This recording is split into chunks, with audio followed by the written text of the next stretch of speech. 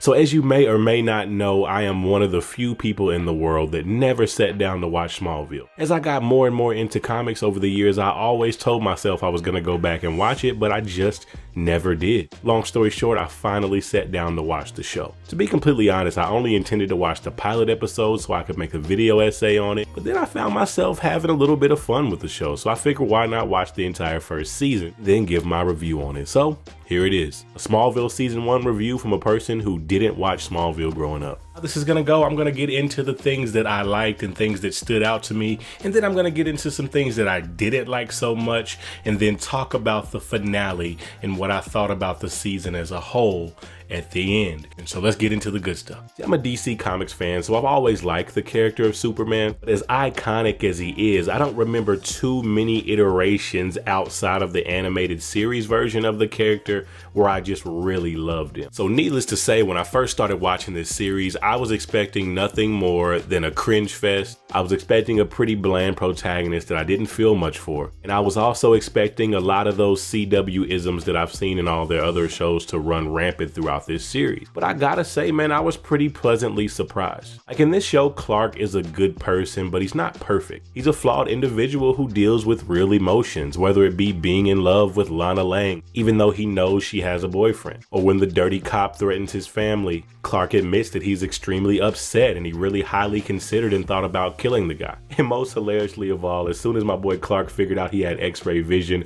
the first thing he did at school was peek through the walls of the girls' locker room and try to get a peek at some chi-chis. That part had me dying laughing, man, and I thought that was a pretty dope touch. Although it probably wouldn't fly today, I think that is a very realistic manifestation of those type of powers and exactly what a high school kid would do if he figured out he could peek through walls. I really appreciate shows and movies that are able to juggle and balance different tones, and this surprisingly has some pretty cool tonal shifts in it. Sometimes it will be really fun and cheesy and lighthearted, kind of like a soap opera show, and surprisingly there were a lot of scenes that were ripped straight out of the horror genre, and those surprised me a lot. There are some pretty brutal kills and some violent deaths, whether it be somebody being buried alive, the guy who was frozen to death and then got shattered, or that episode with the kid who could draw things into existence and make them happen, how he killed that guy with that car that he had drawn in his comic book. That was pretty brutal.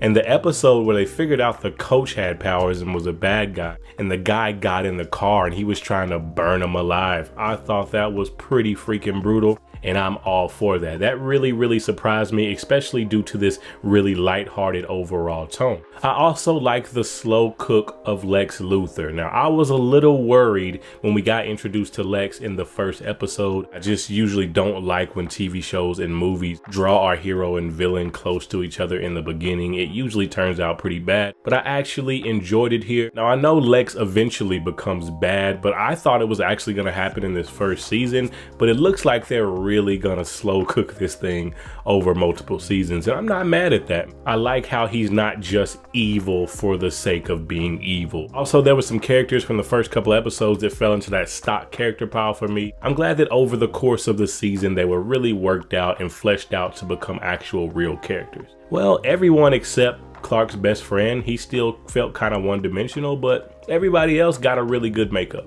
The villain of the week format. It was a little exhausting at first because I was trying to binge, and it's a little exhausting to keep up with a new villain every episode, so I started watching 2 episodes a night until I finished it. And I gotta say, when I started watching it that way, the villain of the week format was a lot more enjoyable. But I will say, with that villain of the week format, I wish they would have taken a couple of those villain of the weeks and stretched them out over a couple more episodes. Some of the conclusion of some of them were really rushed, and I felt if they were given like a couple of more episodes, maybe like a 2 or 3 episode arc, it would have had a little more weight to it and just felt a little more interesting overall. The standout episode for this for me is gonna have to be episode 6. It has those murder mystery vibes, man, and I'm a sucker for the teen detective genre of TV, man. I just love it. I'm a Scooby-Doo kid, so anytime I can get that in a show, I'm gonna eat it up. So in episode 6, that stand out for me, a guy falls into the pond and drowns, but there's kryptonite in the water.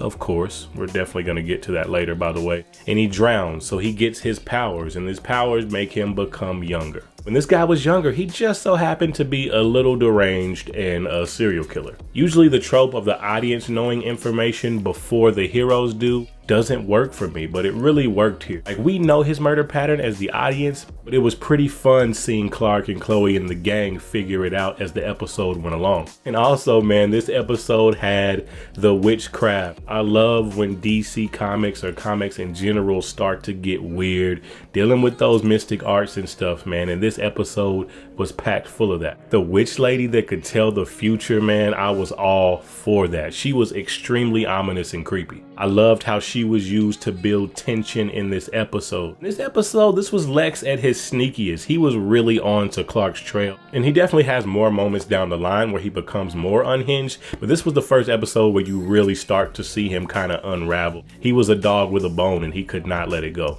Also, lastly, man, I really like how the director was able to have a lot of fun with these shots. There's a lot of quick zooms, a lot of tight angles, a lot of camera rotations. This thing has a lot of style. This really has a lot of the director's personality in it. And I really love how when people are having a conversation and it's tense, the camera zooms in like right on their face and is extremely still and uncomfortable. And I'm hoping that that style still bleeds through as the seasons go on.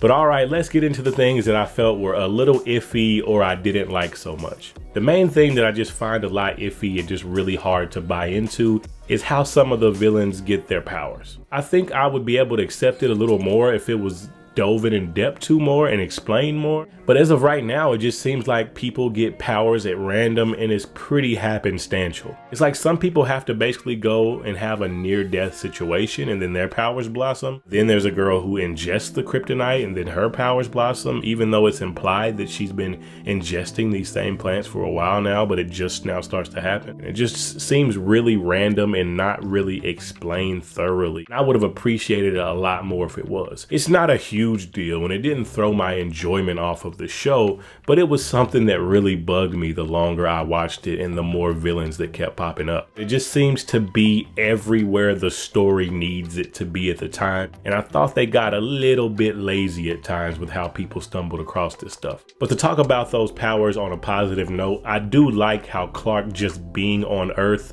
caused a lot of repercussions. Like, a lot of people are getting sick and affected by this kryptonite. Second, man, Lex not finding out about Clark. I understand why he didn't find out, but come on, man. Like, every single time Lex needs Clark or Lex is in trouble, Clark is just right there. He lives all the way across the other side of town and just pops up at Lex's house whenever. He's like, oh, I was just on this side of town in the middle of the night. It's like, come on, man. With all of those close calls and as many times as they had Clark save Lex, Lex should have been found out that Clark was not who he says he is. And honestly, it's that way with Lana too and a few other characters, especially Chloe. Being the detective that she is and how snoopy she is, she should have found out as well. But all right, let's go ahead and get into that finale episode, the ending of the season. So what makes a good finale, man? It varies, TV is subjective. Some people may like an ending to something, some people may not, and you can both be right. Now, since this is a monster or villain of the week format, it's not really any overarching story arcs that get wrapped up at the end, but there is some individual character arcs that I really enjoyed and liked that I'll get into before I talk about what I disliked about the finale. So like I said, the will they won't they between Clark and Lana was cute, but it was getting a little tiring, and I'm glad that Chloe and Clark finally went to the dance together. I thought that was a nice touch. I thought that them two being together was a lot better match than him and Lana. And all season, he was kind of being a douchebag to Chloe and didn't really care about her until she started dating a dude who happened to be a villain. I like the suspense of that sleazy reporter finding out about Clark's secret. He's a pretty sleazy guy and he's holding it over their head. It's like a bargaining chip to get something that he wants from Lex Luthor because he knows Lex Luthor has been suspicious of them and he's planting little seeds in his head. And also, I really liked Whitney's journey. He started out as this empty jock stock character and then became someone who struggled throughout the season with his dad's death. And also, he was like the popular jock who just so happened to not get into the college he wanted to get to continue his sports career. Sports was his life, and now all that's coming to an end. So I really like that use. And as a sports guy myself, someone who played basketball in high school and college, I definitely know that feeling of when something you've worked your whole life for is finally coming to an end. It's a really bittersweet feeling. And although I was perfectly fine, I know a lot of people who went down that Whitney route. They couldn't handle life not being the man. My favorite part of the finale had to be when Lex's dad confronted him. Oh man, I don't know if this makes me a bad person, but when that bean fell on him, I was like, yes. Although it left us on a cliffhanger with them, I like how the camera zoomed in and you can clearly see that he's considering letting his dad die in this moment. And I'm like, yes sir, that's the Lex Luthor I know. Deep down might be a good person, but will do some awful things if it gets him what he wants. With that being said, I feel like the finale episode was a little too short. It just seemed to go by so breezy and everybody's storyline just kind of chop, just ended. Other than Whitney's, everyone else's just felt kind of rushed. And then the obvious cliffhanger they left us on with Clark diving into the tornado after Lana. I was hoping we were going to see him fly. I thought that would have been super dope, but they just kind of cut it off and let the camera go off into the distance. Overall, man, I feel like it was a serviceable finale, but I just felt a little underwhelmed, to be honest. In comparison to the pilot episode where I thought it was perfect, it could have benefited from being like a little longer, or maybe making the last 2 episodes like a 2-parter, like part 1 and part 2, and just giving things a little bit more time to play out. It has some really dope things in it, but that cliffhanger was just like, it was just a little underwhelming. So all in all, man, I thought this was a pretty good season and a pretty good foundation for who this version of Clark Kent is, as well as some of the people around him. Though I do feel the way a lot of the villains got their powers were a little happenstantial, I'm hoping that next season we get a little more of a deep dive into the lore and get a little bit more of an understanding on how it actually works and how it affects people. One of my favorite parts of this season so far has been the high school element, so I'm curious to see if the quality of the seasons change after Clark graduates high school. Coming from somebody who never watched the show and even watching it 20 years later, I thought this was a pretty good season and I'm impressed so far. What were your thoughts on season 1? Let me know down in the comments.